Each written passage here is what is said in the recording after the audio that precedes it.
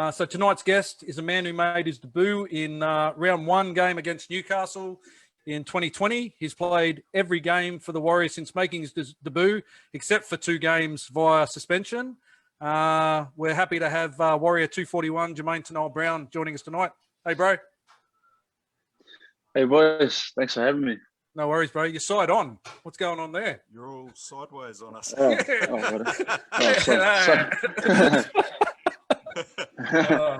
Jamayne, thank you so much for joining us. It's really great that you could give up some of your busy schedule to have a chat with us. We really appreciate that. We'll get straight into the chat. So you were born in Melbourne. Tell us about your rugby league journey. Where did you grow up, and when and where did you play your first game of footy? Grew up in Melbourne, Victoria, of all places. So my rugby league journey began with a club down in Melbourne when I was 4 years old called Waverley Panthers. I played there. I played for a few years before on the western side of Melbourne. So that's where my rugby league journey started. Yeah, down there. You played for the Altona Roosters, I think it was, at some point. And you went through the Melbourne Storm system where you played under 20s. I think you played 20 games for the Storm over 2 seasons in 2014, 2015. Did the 20s do much work with the first grade squad? And if so, how did you find Craig Bellamy and his coaching and training techniques? So I was in the Storm under 20s system and 18s there, but I guess we didn't really have a whole lot to do with the NRL squad at the time. But we'd see little glimpses of them and train like real part time with them, like every now and then. And just Craig Bellamy, like just so professional, and just seeing how they all like worked there in that system, was pretty unbelievable. As a young lad, didn't have like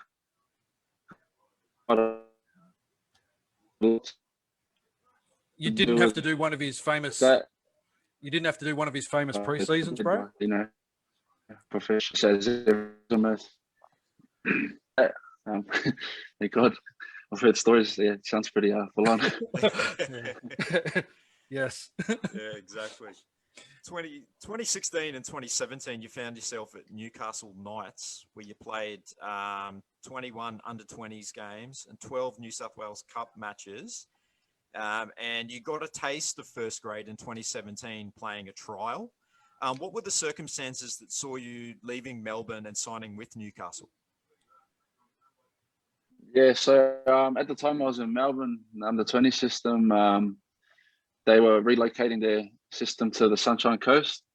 So they sort of said that I'd have to, either relocate to Sunny Coast but then the Newcastle option came up, and it was sort of, leave to Sunny Coast or go try something in Newcastle. And at the time I just thought, Newcastle seemed like a good option. And I ended up, moving there after Melbourne, and got to play 20s and a bit of New South Wales Cup there. And I guess I got sort of a bit of experience there in the NRL trial. I really enjoyed my time there.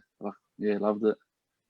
And then 2018, 2019, you're playing. You're up in Brisbane playing in that Intrust Super competition for the North Devils, and you're picked up by the Warriors on a train and trial deal. How did that come about?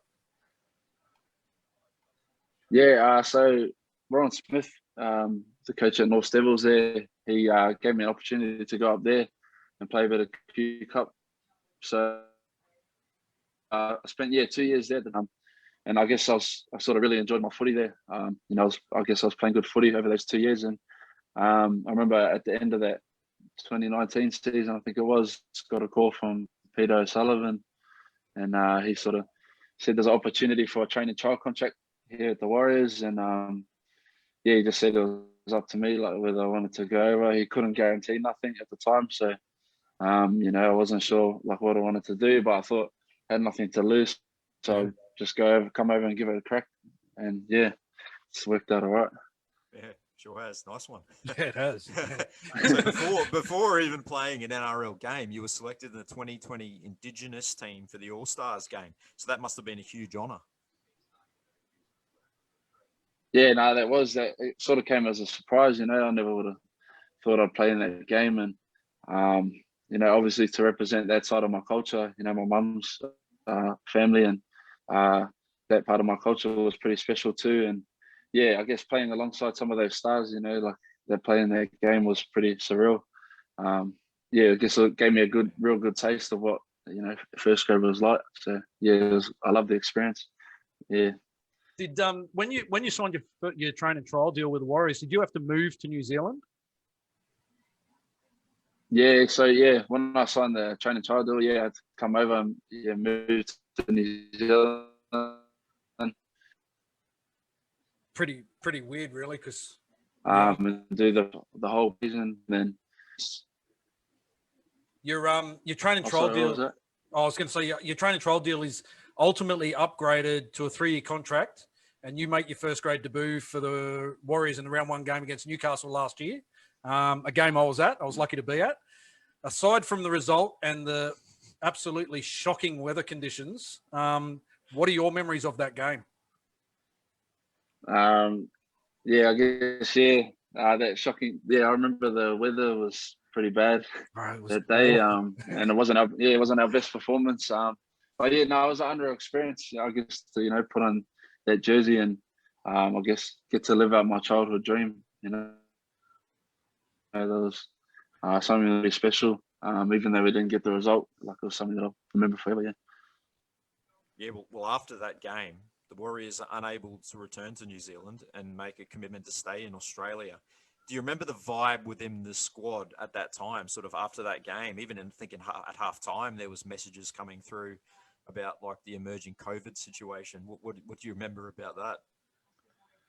Yeah, I remember. Yeah, everyone was just pretty shocked. We had no idea. We just come off the field after that like pretty bad performance, and yeah, to get told that was pretty.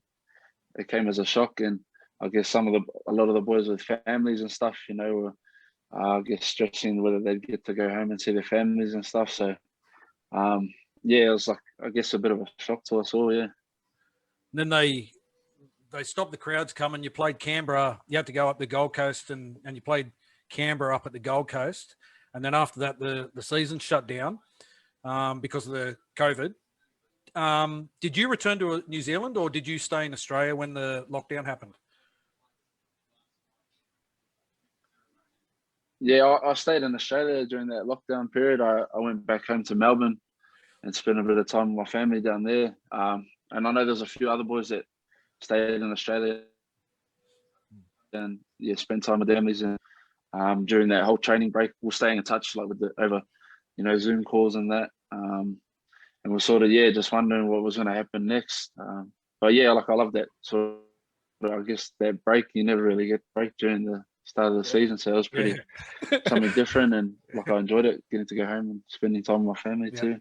It must have been difficult, you staying in Australia, being separate from the rest of the squad and sort of having to do briefings and that kind of thing through Zoom meetings. That must have been a difficult sort of period. Yeah, it was pretty difficult, like just not knowing what was going to happen and everyone being separated. But we tried our best to, stay in touch and make sure we were training for when the season did come back. We wanted to be ready to go. So yeah, like I think the club did really well and, organising us to keep training and staying in contact over that period. Yeah. And then when the comp finally does get the green light to commence, you guys then sent up to Tamworth and put in 14-day isolation up there. What was that like, being up in Tamworth?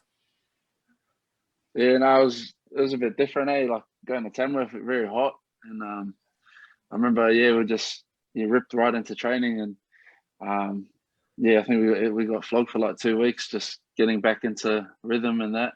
But like it was sort of tough, we couldn't leave the place. We were just isolated to our room, sort of thing. Like we just leave for training and come back. So it was pretty tough.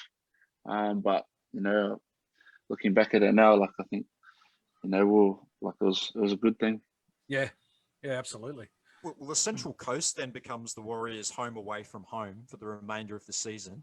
So we know it must have been tough, being isolated without the family. So how did it affect you personally? Yeah, well, I wasn't like so bad. Like I didn't have any family in New Zealand and that, and like I've lived away from home for quite a few years now, so I was sort of a bit used to it. But I know it was tough for a lot of the boys that did have families and that. But we were pretty. I guess we were sort of lucky to come to the spot we did on the Central Coast. It's a very nice spot here. Yeah, and the apartments in that are unreal. So yeah. I see the boys sharing a lot of stuff on Instagram and Facebook. It does. It looks pretty good. The first game back after that COVID break, we play the Dragons in a game that the club wins 18-0. That's synonymous for that unreal period where I think we went 44 sets without a mistake, and some ridiculous 97% completion rate. For you though, it's the game where you score your first NRL try. Tell us about that moment. Yeah, no, it was pretty. I remember that game. I seen Dufty, the ball just come out of his hands, and it sort of just my eyes lit up. I seen the line, and just picked it up and had to put it over. I guess that was pretty special. Score my first try in that game, and I remember we completed really well that game, and it was a great win after sort of that everything we'd been through during that period. It's good to get that win. Yeah, it was a real memorable win for all us fans. Yeah, great way to restart, resume the NRL season then. So then the NRL gradually allows crowds back to the games in round 8. So how good was it to be playing in front of crowds again? Yeah, no, that was unreal to play in front of the crowds and that. I remember it was a bit weird when there was no crowds there. Wasn't it was a bit strange, but to have all the fans in that back, that was pretty cool to come out and play in front of all of them. Yeah, it kind of looked really weird on TV too, watching the games with no crowds, especially when guys are going in for tries and they usually get up and go to the crowd and there's no crowd there. It was a weird thing. The boys really lifted in that middle part of the season. We went through some interesting times where Mooks got let go and then Toddy Payton took over. And then, we played some really good games through the middle of that season. And as fans, we thought we might get that fairy tale finish to end the season and qualify for the finals, but it wasn't the case. But the team continued to play great footy right to the end. That win, particularly against Newcastle, when you went back to Tamworth, and then the last game against Manly, must have been good to finish the season on a really good, really big high. Yeah, no, it definitely was good to finish the season on a high. After sort of everything that happened during the middle part of the season there, it was good to, we found the way we finished. Every week we'd just ripping in for each other and for all our fans and all the families back home. We just wanted to do them proud. And, even though it wasn't to be the finals, but, we still wanted to put on a good performance for, all our fans and everyone back home in New Zealand. Well, there are more honours to be bestowed upon you because at the end of the season, you're voted the Warriors Rookie of the Year. That must have been a tremendous honour for you. Yeah, no, it was. It was pretty special. After, the way that whole year happened, just to top it off with that was pretty cool. And I thought Ali had a pretty good rookie season too. So to get that award was pretty special. After that whole season.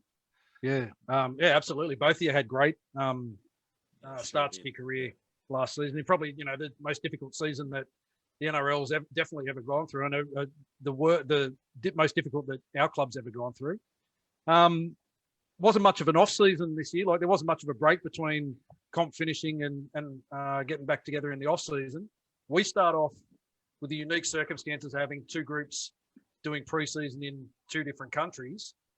You did yours in Kiama with the Aussie-based boys. How weird was that? Having only a small group doing preseason here and a small group doing preseason in New Zealand. Yeah, no, that was a bit weird. having half the squad here and half the squad back in New Zealand. Yeah, but like I enjoyed it in Kiama. That was a lovely spot. And it was good to meet, a lot of the new boys that had come over, get to know them well. And yeah, like it was a bit weird, like at first, but I think once we come together, like it was good to be back with everyone. Yeah, well, the two groups came together in January, again in Tamworth, and they were doing a full pre-season in the Aussie heat. So that must have been pretty tough, particularly for some of the Kiwi boys there. Yeah, no, that was very tough in the heat. Yeah, it was just like the weather was just scorching there in Tamworth, like the whole month or whatever it was we were there. Especially for the NZ boys coming over and from the cold into that hot Aussie heat, it was tough. But yeah, I think we're probably better off for it. Like it was definitely tough, the training and that. I bet big Ben Murdoch-Masila didn't adjust too well coming from the cold of England to that heat in Australia. That would have been a culture shock. Yeah, no, it was a shock. Yeah, definitely would have. Yeah, it would have been a shock for him. Yeah.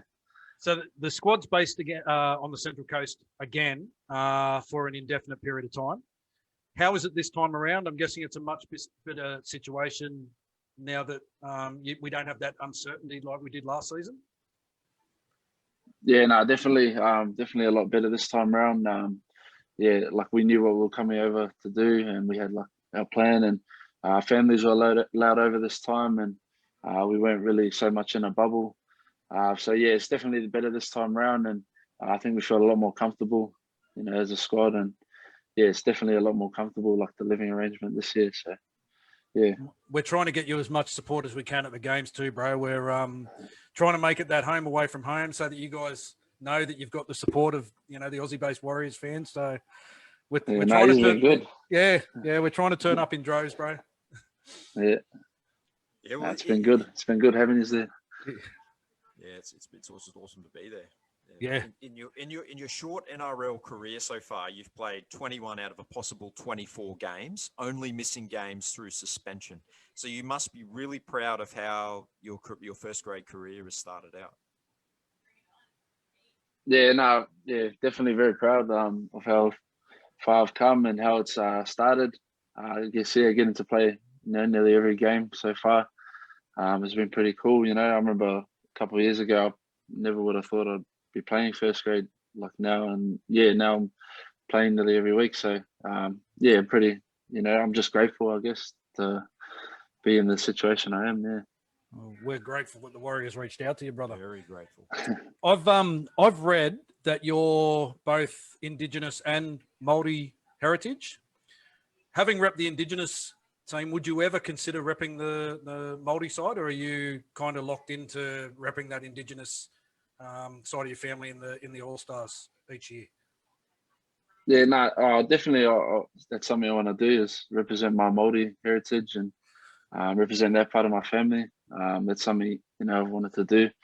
I've enjoyed like my time in the Indigenous camp as well. It's kind of a bit hard, like picking a side, because I hold both of them close to me. So yeah, it's a bit hard, picking and choosing. But if the opportunity comes, I'll definitely give it a crack. Yeah. Have you still got a lot of family back in New Zealand? Yeah, I've got quite a bit of family. A lot of my family from Napier. Yep. Yeah. Nice part of the world. So you've still got 1 week remaining on your suspension. How frustrating is it not being able to be part of the game day squad and sort of watching from the sideline? Yeah, no, it definitely is frustrating. I've been getting itchy feet, just want to get out there and play with the boys. But I guess it's been kind of a good thing, I've been able to focus on the little parts of my game where I can get better, and I'm just chipping away, trying to work hard. So when I do get my opportunity again, I can, come back in and make an impact. Yeah. Is it with when like being suspended or the injured players? I know you didn't travel down to the Canberra game. Did you travel down to the game on Sunday against the Roosters, or did you stay back at the hotel? Yeah. Oh no, there was a crew of us that we drove up on game day and went and watched the boys there. yeah, like we try to get to as much of the games as we can, you know, even if it's in Sydney and that. Yeah. Living as a community with your teammates for the second season in a row, you must make some really, really strong bonds and connections with your teammates that you probably wouldn't ordinarily make if you weren't all living together. Do you find that gives us a bit of an advantage too, in regards to combinations and getting to know the guys that you're playing with well? Yeah, no, definitely. You know, I think even last year, it sort of brought us a lot closer, and same again this year. Just living together. You know, you're in each other's pockets every day, and you get to know people a lot faster, I guess, and you get to those connections, and you know, try to take them onto the field and that. So I reckon it is definitely a bonus that we've got that. Got the brotherhood there. Yeah, it's been awesome to watch everyone gel and come together like that. Yeah, absolutely. Yeah, can you tell us what type of influence the great Phil Gould has been during the off season and during the start of the regular season as well? Yeah, no, it's good to have him around the club. You know, he's someone with a lot of knowledge, and he's very wise, and knows a lot about the game. So it's good to have him around, and I guess he just sort of chips in where he can, and he'll just I don't know, just sort of talk to the boys or whatever. He's talked to us as a group a couple of times, and just when he talks, you know, everyone listens and hears what he has to say, you know, because he's very wise and got a lot of knowledge. So it's good to listen to him whenever he's chipping in. Yeah, absolutely. We saw through our connection with the Women's Warriors team last season the importance of respecting and embracing the different cultures represented within the squad. And we've seen that you guys have taken that on board this season during the off season. How important were those culture nights that you went through during the preseason? And what was your, aside from the Indigenous one, what was your favourite one to experience, I guess? Yeah, no, they're all unreal. It was good to get to know all the boys' cultures, and I guess it was that sort of respect thing for one another, and you learn about their cultures. It's that deeper connection, I guess. They're all pretty good. Oh man, I think I can't really pick one. They're all pretty good. The Tongan one was pretty good. There's a lot of the Tongan boys, so that was pretty good. But they're all unreal. Dingo said there was a lot of competition, or trying to outdo the other ones. He was saying that the Tongan one was the first one, and then when the Fijian one happened, Marcelo Montoya went out and brought a whole Fijian community in to help with that. Yeah, I think they brought the whole Fijian community in Tamworth, and we had a cover session so that was pretty cool. Yeah. What were the white boys, the Aussie boys, like doing the haka? Did they pick it up pretty quick? Yeah, no, they were loving it. They picked it up pretty quick, and no, it was good. That was a good experience too. Like, I guess teaching those boys, and it was good to just get an understanding for one another's cultures, and everyone really bought into it. So it was good. Yeah, and I asked you before, as Aussie-based fans, we don't get to see the boys play as often as we'd like to, and we're always the away fans. So from a selfish perspective, we've got to experience a little taste of what it's like to be a home fan these past 2 seasons. Does it lift the team knowing there's a loyal group of fans that come along to every game in Sydney and the Central Coast to support you boys and cheer you boys on? Yeah, definitely. It's always good to have a fan base wherever you go. It sucks when you're outnumbered and you go to a place and there's not many fans there. So it's always good to have you guys there and the Aussie-based fans. But I definitely can't wait to go back and play in front of the New Zealand fans. Something I haven't had to do yet. So maybe get a chance soon. Yeah, you haven't played. Yeah, you haven't played. You're another one of those guys. Yeah, you and Jack Murchie and a few of the other boys have played for the Warriors for 2 years and never even seen. Played in Mount Smart. Yeah. Jermaine would have seen it. Oh, you would have been there, but you didn't actually play there, unfortunately. So how good will that be when you finally get to go back there for a game? Yeah, that'll be unreal to go back and play in Mount Smart in front of all the home fans and that. Yeah. I'm looking forward to it. Yeah. Because they announced the travel bubble today between Australia and New Zealand. It's going to happen 19th of April. I know you guys are locked into another 3-month period. So I think that takes you to at least round 16. But there's a good chance that you may get to go home and play some games at the back end of the season, which would be unreal. Which would be a great driving force pushing us into the finals, I reckon. Road to the finals, Yeah, definitely. Yeah, that'd be good. Well, on a completely different note, pun intended, away from footy, you are known as hip hop artist and producer Yung Maynie. Can you tell us a bit about that? Oh yeah, so yeah, like I've always, I guess, had a bit of a passion for music as well, like outside of footy. I don't know, I guess I did it in school and stuff, just making raps and stuff with some of the boys. And I don't know, over the last couple of years, I sort of took it a bit more seriously, making my own music, and it's out there on, Spotify and all that. And yeah, I just came up with the name Yung Maynie, and yeah, just put music out there, just a bit of a hobby sort of thing. Yeah.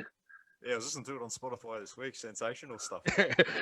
Is the music career on hold at the moment, or are you able to juggle that with your footy commitments and everything?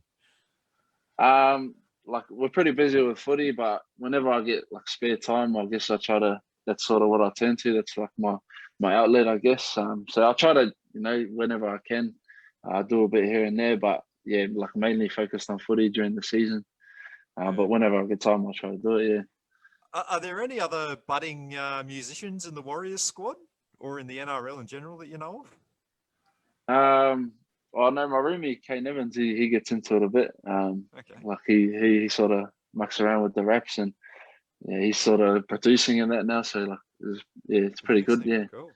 Have you got your music set up there, like all your gear? Have you got it in camp with you? Oh yeah, I got it here. It's a couple of rooms down, but yeah. Oh yeah. Nice. We just got a little setup, and yeah, just do it when I'm bored. Yeah. Wow. Great creative outlet. We'll have to get you to create some sort of intro song for us or something like that we can play Give on us Roo some Hammer every week. sick beats that we can lay down for our intro. Yeah. Well, yeah, look at you. definitely. Look at you with the lingo, bro. Stick beats that you can lay down. I know a thing or two. I know a thing or two, mate. It's okay. Yeah. Oh. Okay, Jamayne. So I'm going to ask you some questions that we ask all of our guests, just while Hammer scrolls through the questions from the viewers. So who's your toughest teammate?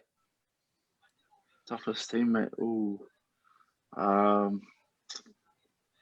don't know. There's a lot. No. I know. I'd probably say Lisa. No, Lisa Normal. He just does his job, and he's tough as yeah. Workhorse, yeah. Best sledger. Oh, probably Jazz. Well, funny you should say Jazz, because my next question is biggest pest. Jazz again. Jazz. Yeah. Everyone's It's all right. I think when we had Jazz on, he even said himself for that question. So, toughest opponent? Toughest opponent. Ooh. No, probably Jason Tamalolo last year. Playing against him was unreal. Yeah. Yeah, good answer. The best trainer in your squad. The best trainer. Ooh. Best trainer. Probably say from this year, Marcelo Montoya. Yeah.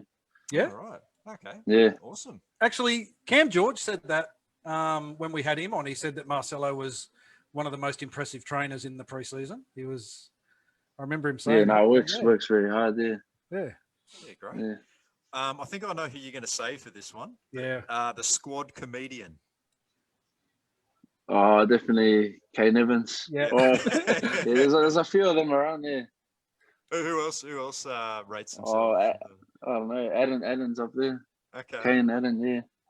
Kane and Adam, yeah. You boys. Yeah, nice. So living in the COVID bubble, who emerged as the master chef of the squad? Oh, who did? I don't know.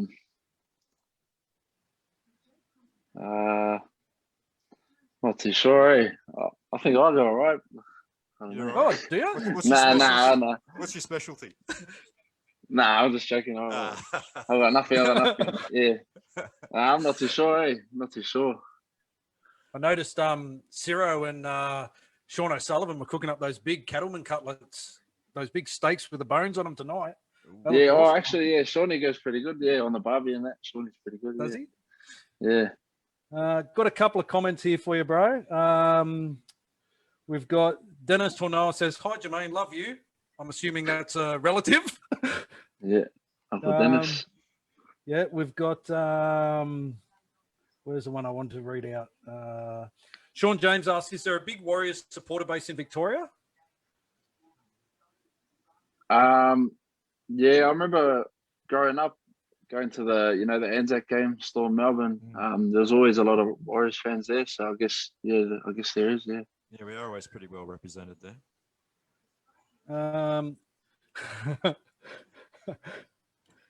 Jamie Brown says, "What about your mum? I'm sure you miss her." Yeah, love you, mum.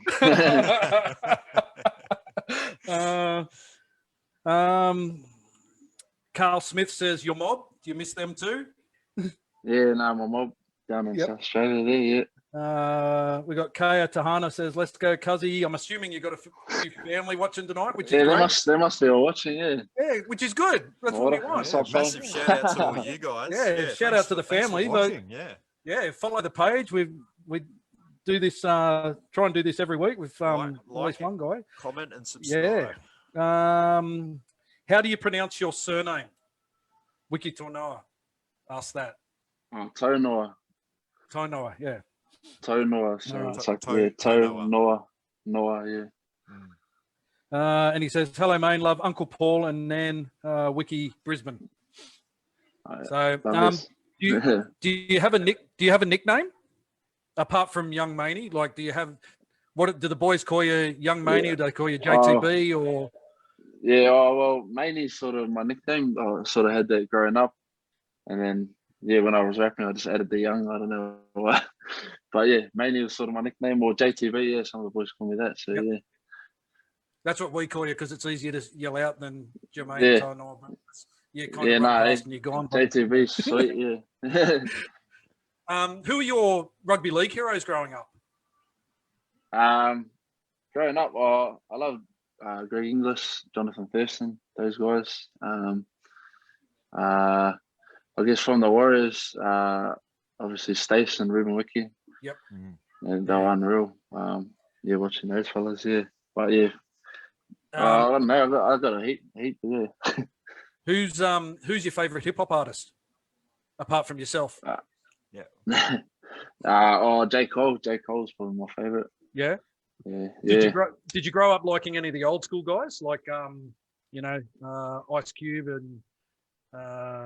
Yeah, I grew up like listening to a lot of like Biggie Smalls, bit of Tupac here and there. Yeah. So I listened to all the old school music.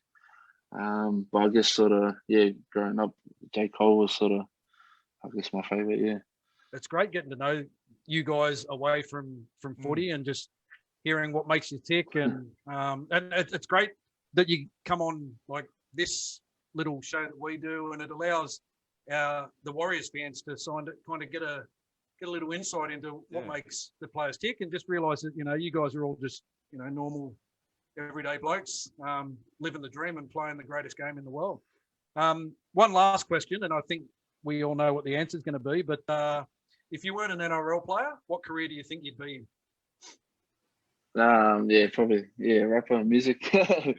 Oh, hang on, no, there is one more. Biggest influence on your career so far? Biggest influence. Just remember your mum's watching. Yeah, probably, yeah. My mum, yeah. Mum and dad, yeah. Mum and dad, yeah. Always a good answer. Yeah. Mate, it's been fantastic having you on and having a bit of a chat with you. You'll be there on Friday night, no doubt, cheering the boys on.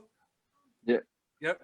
Look for us. I'll be around Bay 7, the usual Warriors haunt. I'll be seeing you in a couple of weeks. Yes, thanks so much, brother. You should be back for the actually you'll be back for his game. So because Rob lives up in Queensland, so he'll be back down for the St George game at next to Jubilee Stadium, which is round 6 after the Manly game. Yeah, so see you back on the field, eh? Yeah, bro. Yeah, it'll be good to be back. Yeah, can't wait. Can't wait to have you back, mate. Yeah, getting a couple of injuries and a couple of suspensions. It's it's testing our depth, but it's probably the one thing that we're really excited about this year was the signings to the club really gave the club a fair bit of depth in our 30. Yeah, a lot of depth, particularly in the forwards. Puts a bit of competition on for positions, so it keeps everyone honest, I guess. Yeah, definitely. Yeah, a lot of depth there. Yeah. JTB, Trudy Brown says, have you got a Mrs. Jamayne? Nah, not yet. I'm single. Single. Hear that? He's single. So all you girls out there. So there you go. Well, mate. We thank you. We thank you so much for giving up your time to have a chat with us tonight. We really appreciate it. And bro. Thank you. Thanks for having me. It's been good to be a part of it. Yeah. No worries, brother. We'll see you on Friday night. Yeah. All right. Sweet fellas. Cheers later. Thanks, mate. Cheers. Thank you. Bye. Thanks for having me. Cheers. Bye.